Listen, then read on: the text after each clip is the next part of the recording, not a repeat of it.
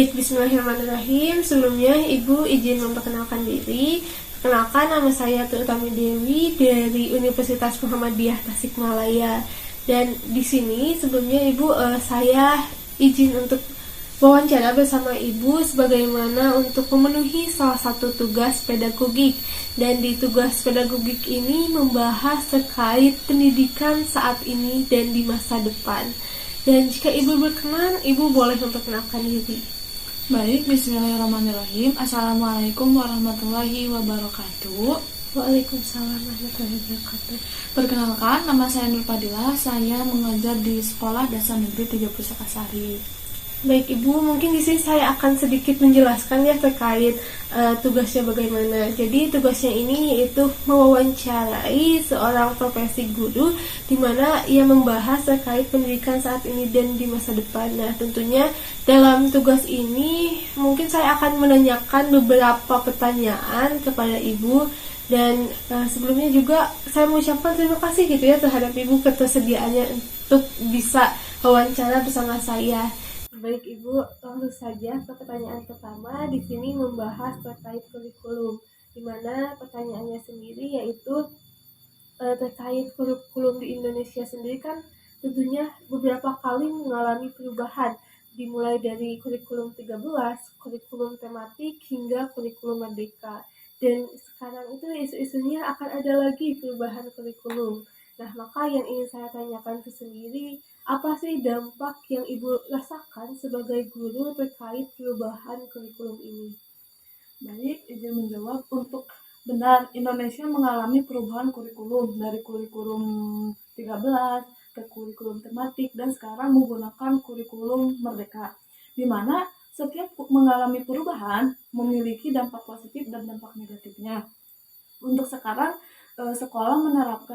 pemerintah menerapkan kurikulum merdeka, di mana dampak positif dari kurikulum merdeka itu yang pertama yaitu guru dituntut untuk inovatif, kreatif dalam menggunakan media, metode, dan pendekatan dalam pembelajaran.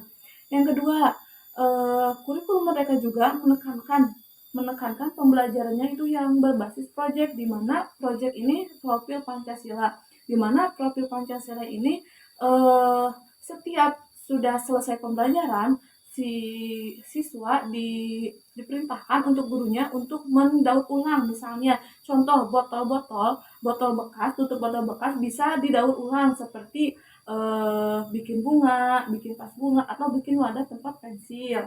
Dan yang ketiga, untuk kurikulum mereka sendiri ini memberikan waktu bagi guru untuk memahami komponen-komponen pada kurikulum mereka. Itu untuk dampak positifnya. Dan untuk dampak negatifnya itu guru menghadapi tantangan tersendiri, di mana guru harus mengupgrade atau memperbaharui dirinya dalam kurikulum baru, terutama dalam hal prasarana dan materi pembelajaran. Yang kedua, guru harus benar-benar memahami komponen-komponen kurikulum tersebut. Yang ketiga, di mana kurikulum baru ini menyebar luas secara cepat, di mana terjadinya timbul masalah-masalah, contohnya seperti penurunan prestasi siswa. Mungkin ada beberapa faktor yang bisa menyebabkan kurikulum tersebut itu tidak berhasil. Yang pertama, fasilitas yang kurang memadai. Yang kedua, sosialisasi kurikulum tersebut membutuhkan waktu yang lama. Dan yang ketiga, sumber daya atau sistem yang belum siap. Baik Ibu, tentunya setelah mendengar penjelasan dari Ibu, ternyata banyak sekali dampaknya ya, baik itu dari dampak positif sampai dampak negatif. Namun selanjutnya Ibu menuju pertanyaan kedua, yaitu dari hal tersebut strategi apa sih yang Ibu terapkan dalam perubahan kurikulum ini, dan bagaimana pandangan Ibu terkait perubahan ataupun terkait pendidikan saat ini sampai pendidikan di masa depan Ibu? Baik, mungkin untuk menghadapi perubahan kurikulum, saya sendiri dapat melakukan berbagai strategi, di mana diantaranya yang pertama yaitu guru dapat meningkatkan pemahaman dan pengetahuan kurikulum tersebut. Yang kedua, guru dapat mengikuti pelatihan untuk meningkatkan keterampilan dan pedagogi. Yang ketiga, guru dapat menggunakan teknologi dalam proses pembelajaran untuk meningkatkan kualitas pendidikan. Yang keempat, berkolaborasi dengan guru lain. Yang kelima, harus siap beradaptasi dengan perubahan yang ada, baik itu dalam metode pembelajaran maupun dalam konten pembelajaran. Baik Ibu, selanjutnya ke pertanyaan terakhir, yaitu membahas terkait isu-isu permasalahan saat ini, di mana tentunya sekarang banyak sekali baik itu di media sosial ataupun di televisi memperlihatkan gitu bahwa ada penurunan etika ataupun attitude yang terjadi gitu pada generasi sekarang. Apalagi di media sosial itu marak sekarang kasus bullying. Selain itu juga kasus beberapa anak sekolah yang sudah berani menantang guru. Dan selanjutnya terkait kenakalan remaja. Jika ibu melihat tersendiri gitu, apa sih yang terjadi pada generasi saat ini dan bagaimana sih cara ibu memandang tersendiri terkait Indonesia Emas pada tahun 2045? Sedangkan jika kita melihat di era sekarang itu tuh justru ada penurunan. Maka bagaimana ibu tanggapan ibu terkait hal itu?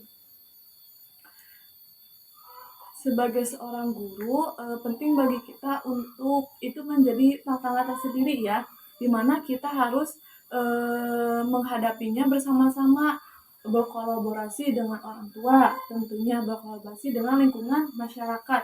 Saya melihat fenomena ini yang pertama yaitu di sini guru harus menjadi contoh yang baik, menjadi teladan. Contoh baik yang di sini bukan hanya dalam hal mengajar saja, dalam hal akademik saja, tetapi kita juga harus bisa menjadi contoh yang baik dalam kehidupan sehari-hari. Contohnya dalam perilaku, dalam tutur kata, dan dalam sikap.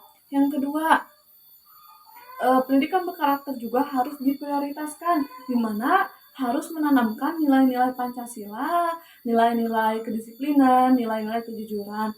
P5 ini atau profil pelajar Pancasila bisa salah satu langkah konkret untuk membenarkan atau memperbaharui yang terjadi saat ini. Terus berkolaborasi dengan orang tua juga sangat penting ya. Kan di sekolah mungkin hanya beberapa jam, selebihnya ada di lingkungan masyarakat, ada di rumah. Jadi baik guru, baik orang tua itu harus mempunyai komunikasi yang baik. Yang keempat, menggunakan teknologi dengan bijak. Di sini banyak yang mensalahgunakan. Contohnya anak-anak yang sedang main game, terus memanfaatkan waktu atau memanfaatkan dengan yang tidak baik. Untuk mengenai Indonesia Emas atau 2045 ya, saya optimis jika dilakukan secara menyeluruh, jika dilakukan secara merata seluruh sekolah di Indonesia bakalan menjadi Indonesia Emas, di mana harus menanamkan nilai-nilai pendidikan berkarakter, di mana nilai pendidikan berkarakter itu contohnya contoh kedisiplinan yang sederhana yaitu datang tepat waktu. Yang kedua yaitu kejujuran, di mana di saat sedang ujian berlangsung siswa tidak boleh menyontek. Yang ketiga yaitu memiliki rasa tanggung jawab. Yang keempat memiliki rasa empati yang tinggi terhadap sesama. Dan yang terakhir mungkin memiliki sifat kemandirian. Baik Ibu, alhamdulillah ya pertanyaan sudah dijawab semua. Sebelumnya saya mengucapkan terima kasih kepada Ibu atas ketersediaannya. Kurang lebihnya saya mohon maaf. Wassalamualaikum warahmatullahi wabarakatuh. Waalaikumsalam.